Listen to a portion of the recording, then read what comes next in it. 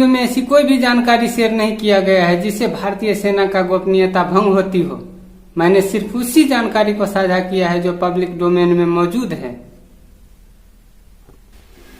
नमस्कार दोस्तों, जय हिंद एवं प्रणाम मातृभूमि। दोस्तों, पावन मिथिला यूट्यूब चैनल पर आपका बहुत बहुत स्वागत है। साथियों, आज के वीडियो में हम बात करेंगे गोरखा रेजिमेंट के बारे में। आखिर क्यों ऐसा कहा जाता है कि वीरों में भी ये सबसे वीर माने जाते हैं?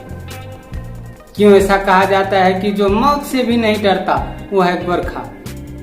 साहस की जितनी भी शब्द गढ़े गए हैं वो इनके सामने मायने खो देते हैं। निष्ठा के जितने भी रंग दुनिया में हैं वो इनके सामने फीके पड़ जाते हैं। हिम्मत ऐसा कि ऊंचा से ऊंचा पहाड़ इनके सामने बौना हो जाता है। ये ईमानदारी का मिसाल है, वफादारी का आदर्श है, बहादुरी की पराकाष्ठा है गोरखा। यूं तो भारतीय सेना का हर यूनिट, हर रेजिमेंट, हर टुकड़े, हर दस्ता दुनिया में सबसे निराला है, पर यह भी सच है कि एक रेजिमेंट के अपनी ऐसी खासियतें होती है जो दूसरे किसी में नहीं होती। और गोरखा रेजिमेंट का सबसे बड़ी खासियत है इनका आदर्श वाक्य, कायर होने से अच्छा मर जाना। लेकिन वीडियो में आगे बढ़ने से पहले मैं आपको बता दूं कि यह वीडियो भी प्रतियोगिता में शामिल है, इसलिए आप इस वीडियो को ध्यानपूर्वक देखिए, तभी आप अच्छे से समझ पाएंगे। और वीडियो के अंत में जो सवाल हम आपसे पूछेंगे जो वीडियो से संबंधित है उसका जवाब देकर विजेता बन पाएंगे और जीत पाएंगे 1100 रुपये का धनराशि।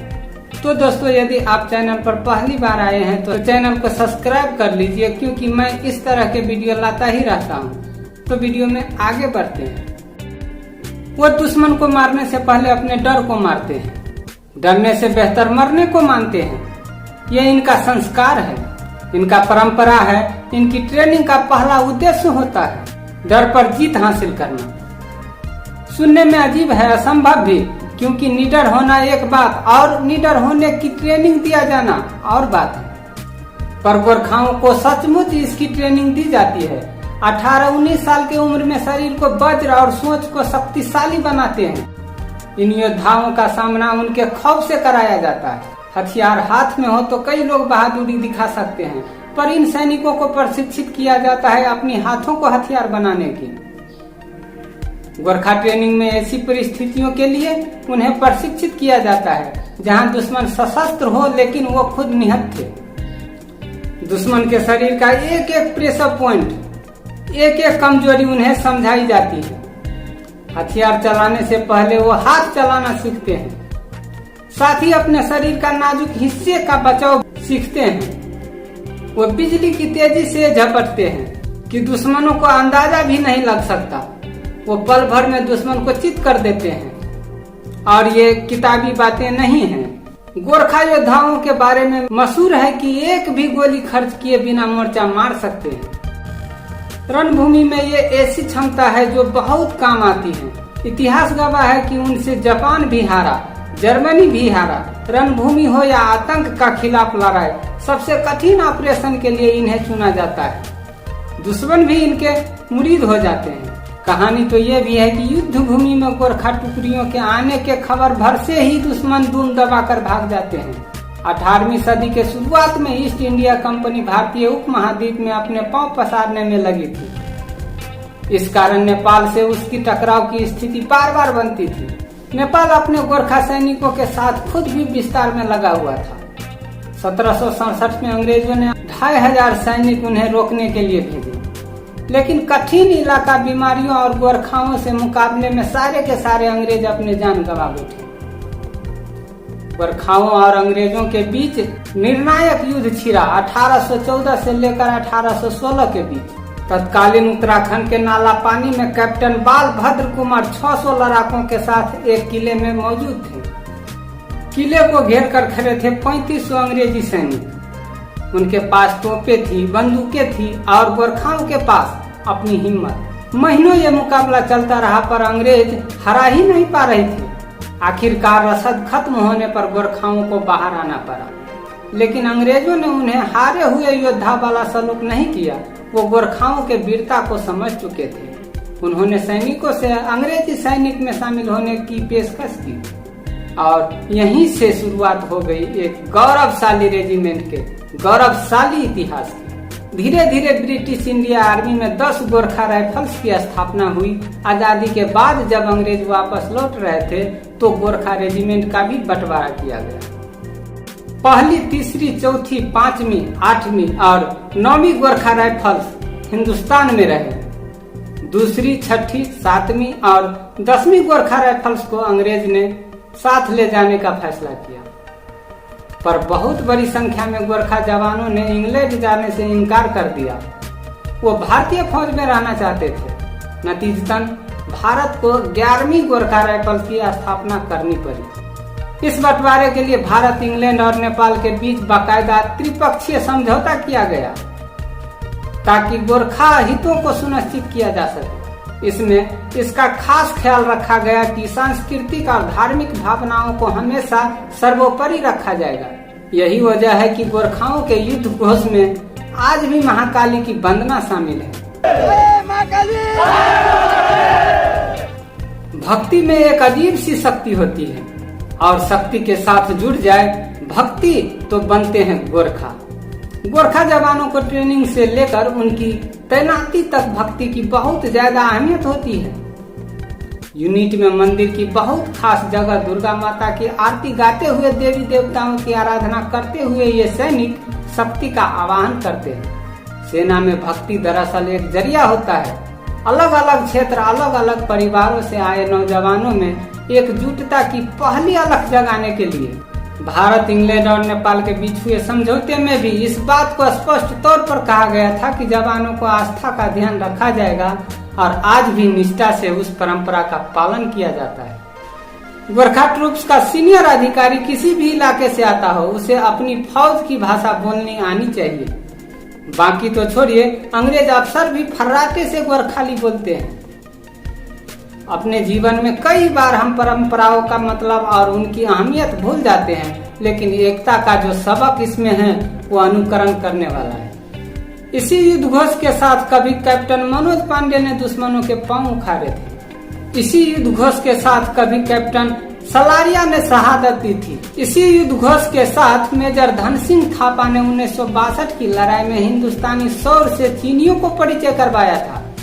इसी युद्ध घोष को सुनकर अच्छों को प्राण पखेरु उड़ जाते हैं। जब दूसरे विश्व युद्ध में दुश्मन के क्षेत्र में जाकर आक्रमण करने की जरूरत पड़ी तो गोरखा जवानों साथ ही चिन्हित यूनिट को तैयार किया गया था।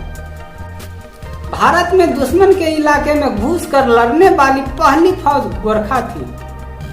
आजाद भारत में जिन्हें पहली बार अशोक चक्र सम्मान किया गया था वो भी गोरखा रेजिमेंट से आते थे। गोरखा राइफल्स के अलग अलग टुकड़ियों ने विश्व युद्ध में हिस्सा लिया। बड़े पैमाने पर विक्टोरिया क्रॉस समेत बहादुरी की पुरस्कार जीते। आजादी के बाद हुए हर युद्ध में गोरखा राइफल्स ने हिस्सा लिया। 1971 की युद्ध के दौरान सिलहर की लड़ाई में गोरखा वो पहले भारतीय योद्धा बने जिन्होंने एक हेलीबोन अटैक को अंजाम दिया था, यानी हेलीकॉप्टर की सवारी करते हुए युद्ध किया था। भारत से सरहदों की नजदीकी और साझा इतिहास गोरखा रेजिमेंट में स्पष्ट झलकता है।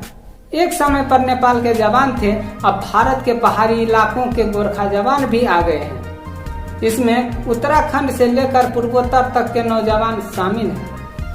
गोरखाओं का पराक्रम ऐसा है कि ब्रिटिश आर्मी और भारतीय सेना के अलावा भी और भी देशों में इनकी उपस्थिति है। ब्रुनेई के सुल्तान के पास खास गोरखा रिजर्व यूनिट है तो सिंगापुर के पास अपना गोरखा कंजेंटमेंट, लेकिन भारत में गोरखा रेजिमेंट का दुनिया में कोई सानी नहीं। ये मातृभूमि की कसम उठाते हैं, मातृभूमि के लिए प्राण भी गंवाते हैं।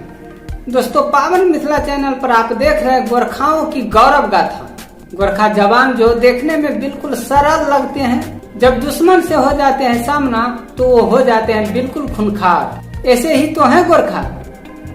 दो चेहरे हैं उनके, एक अनुशासन का तो दूसरा चेहरा विरोधियों के लिए खौफ का। चाहे आतंक विरोधी ऑपरेशन हो या दुनिया के किसी कोने में लड़ा जा रहा युद्ध, गोरखा का नाम सुनकर ही दुश्मन आधी जंग हार जाता है। अब देखिए उनके वो शस्त्र जो उनके सम्मान का प्रतीक है। दुनिया में एक से बढ़कर एक हथियारों का आविष्कार हो गया है। नई नई तकनीकी, नया उपकरण आ गए हैं, लेकिन दुनिया के सारे हथियार एक तरफ, गोरखाओं की खुखरी एक तरफ। कहते हैं गोरखा की खुखरी रणभूमि में अगर एक बार म्यान से निकल जाए तो बिना दुश्मन का खून पिए वापस नहीं रखी जाती। गोरखा अपने खुखरी को अपने सम्मान से जोड़कर देखते हैं, उसे अपनी इज्जत जितना बेदाग और चमकदार बनाकर रखते हैं। गोरखाओं का इतिहास है खुखरी, गोरखाओं का सम्मान है खुखरी, गोरखाओं की पहचान है खुखरी। अगर उनके पास खुखरी ना हो तो वो खुद को पूरा नहीं समझते, अगर उनके पास खुखरी हो तो दुश्मन पूरा नहीं रहते। म्यान से निकली खुखरी देखकर दुश्मन का कलेजा कांप जाता है। देखने में कभी कटार कभी तलवार जैसी, लेकिन बारीकी से देखिए तो बहुत दिलचस्प। खुखरी की लंबाई अलग अलग हो सकती है, लेकिन इसका ढांचा एक जैसी होती है। सितंबर 2010 की बात है। एक रिटायर्ड गोरखा सैनिक विष्णु श्रेष्ठ ट्रेन से गोरखपुर से रांची जा रहे थे। करीब 40 डकैतों ने उन ट्रेन पर धावा बोल दिया। विष्णु उस समय गहरी नींद में थे। एक डकैत ने उन्हें लूटने के इरादे से उसे जगाया। आंख खुलते ही विष्णु ने देखा कि नीचे के बर्थ पर एक 18 साल की लड़की से डकैत बदतमीजी कर रहे थे। विष्णु ने अपनी खुखरी निकाली और ताबड़तोड़ चलाना शुरू कर दिया। वैसे तो विष्णु फौज से रिटायर हो चुके थे, लेकिन गोरखा सोल्जर की तरह वो अपनी खुखरी हमेशा अपने साथ रखते थे। 3 डकैतों पर खुखरी चलाते ही वो गिर गए, पर डकैतों के पास बंदूकें थी। उन्होंने विष्णु पर गोली दागनी शुरू कर दी, लेकिन फिर भी विष्णु ने डकैतों को भागने पर मजबूर कर दिया। 6 डकैतों को पुलिस ने दबोच लिया। विष्णु श्रेष्ठ को उसकी बहादुरी के लिए सेना मेडल से पुरस्कृत किया गया। तो दोस्तों, ये थी गोरखा रेजिमेंट का पराक्रम गाथा। अब बारी है आपसे सवाल पूछने का। आज का सवाल है सवाल नंबर 4। ध्यान दीजिएगा, गोरखा सैनिकों का आदर्श वाक्य क्या है? सवाल एक बार फिर से सुन लीजिए, गोरखा सैनिकों का आदर्श वाक्य क्या है? तो देर किस बात की, आप अपना मोबाइल उठाइए और मुझे व्हाट्सएप कीजिए। पहले अपना नाम लिखिए, फिर सवाल नंबर 4 लिखिए, फिर प्रश्नों का उत्तर लिखकर हमारे व्हाट्सएप नंबर पर भेज दीजिए और आप विजेता होने का गौरव प्राप्त करिए। हाँ साथियों, सब्सक्राइब जरूर कर लीजिएगा, तभी आपका उत्तर प्रतियोगिता में शामिल होंगे। तो वीडियो कैसा लगा हमें कमेंट जरूर कीजिएगा। हम फिर मिलेंगे अगले वीडियो में। वीडियो देखने के लिए बहुत बहुत धन्यवाद।